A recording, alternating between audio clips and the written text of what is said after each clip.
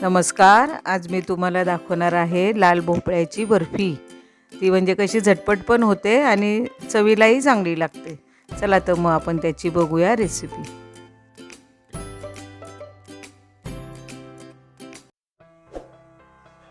सगळ्यात आधी आपण एक वाटी खवा घ्यायचा आहे आणि तो जरा परतून घ्यायचा आहे. थोडासा गरम करून त्याला घ्यायचा आहे, जास्त काही गरम करायचा नाही आहे. आणि तो आपण बाजूला ठेवायचा आहे भांड्यात काढून. आता हा आपला झाला आहे भाजून तयार. आता त्यानंतर अर्धा किलो मी भोपळा किसून घेतलेला आहे. तो आता त्या पॅनमध्ये टाकून फक्त त्याला गरम करायचा आहे. आता हा किस चांगला आपण परतून घ्यायचा आहे. जरा त्याला वाफ पण आणायची, झाकण ठेवायचं त्याच्यावर थोडा वेळ. थोडी वाफ आणून द्यायची म्हणजे त्यातलं पाणी सगळं निघून जातं. आता हे झाला आहे कोरडा, आपला थोडा कोरडा होतो म्हणजे तो भोपळा. त्यामध्ये 2 चमचे किंवा 1 चमचा जरी घातला तरी चालते. साजूक तूप त्याच्यामध्ये घालायचे. 1च चमचा घाला, मी 1च घातलेला आहे. त्यानंतर तो चांगला मिक्स करायचा आहे, परत वाफ येऊन द्यायची त्याची. आता ही आपली चांगली वाफ आलेली आहे. त्यामध्ये 1 वाटी खवलेला नारळ घालायचा आहे, तोही मिक्स करायचा आहे चांगला. तर खोबरं चांगलं मिक्स झाल्यानंतर आपण त्याच्यामध्ये साखर घालणार आहोत.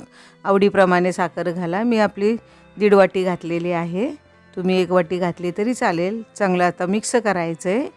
हे मिश्रण जर आता पातळ होईल, साखरेच्या पाकासारखं थोडंसं पातळ होईल. त्यामुळं सारखं सतत ढवळत राहायचं आहे, खाली लागेल. बारीक गॅस करायचा आहे, हलवत राहायचं आहे सारखं.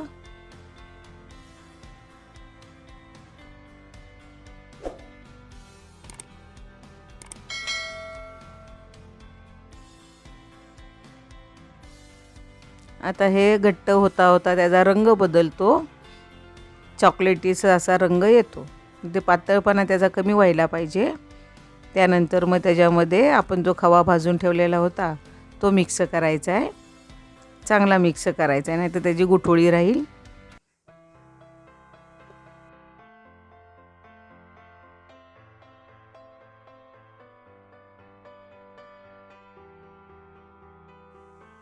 त्यामध्ये आपल्याला 1 चमचा विलायची पावडर घालायची आहे, ती मिक्स करायची. आणि आता त्याचा घट्ट गोळा होईपर्यंत बारीक गॅसवर तो हलवत राहायचं आहे.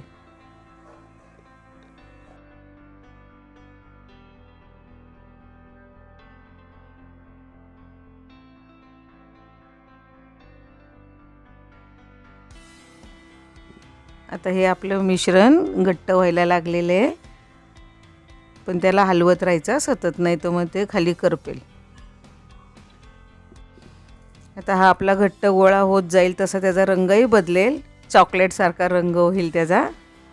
मिश्रण आपलं आता हे घट्ट झालेलं आहे. आपण गॅस घालवायचा, मिश्रण खाली उतरवून ठेवायचं आहे आणि त्याच्यामध्ये अर्धी वाटी आपण पिठी साखर जरा टाकायची. आणि पिठी साखर टाकल्यानंतर चांगली ती एकजीव करायची म्हणजे घट्टपणा आणि येतो त्याला.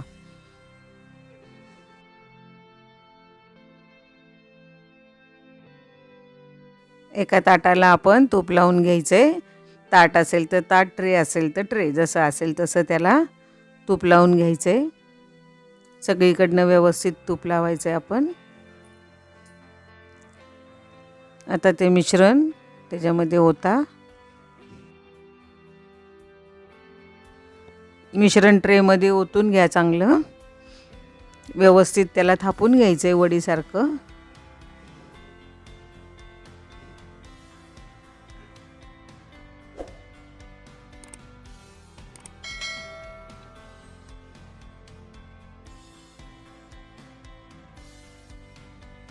आता हे मिश्रण आपलं थापून झालेलं आहे. त्याच्यावर थोडीशी पिठी साखरही भुरभुरायची. वाटल्यास आपल्याला आता पातळ वाटतं हे थोडं, तर मग ते टाकायचे आपण. त्यामुळं ते घट्ट पडते आणि वडी चांगली पडते. त्याच्यावर काजू, बदाम जे काय असेल तुमच्याकडे ड्रायफ्रूट्स तर ते टाका. आणि परत एकदा त्याला थापायचं आहे म्हणजे ते त्याला चिटकून बसेल. आता ही वडी आपल्याला 2 तास तरी तिला गार होऊन द्यायची, म्हणजे चांगल्या वड्या पडतात. कसंही तुम्ही ठेवा, फ्रीजमध्ये ठेवा किंवा बाहेर ठेवा, तरी चालेल. आता आपले हे 2 तास झालेत. आता आपण ह्याच्या वड्या पाडू. आता हे आपण वड्या पाडून झाल्यात आपल्या. ओलसर जरी असलं तरी व्यवस्थित ती वडी उचलली जाते.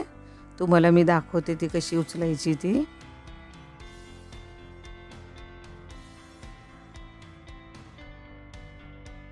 आता बघा ही अशी व्यवस्थित उचलली जाते.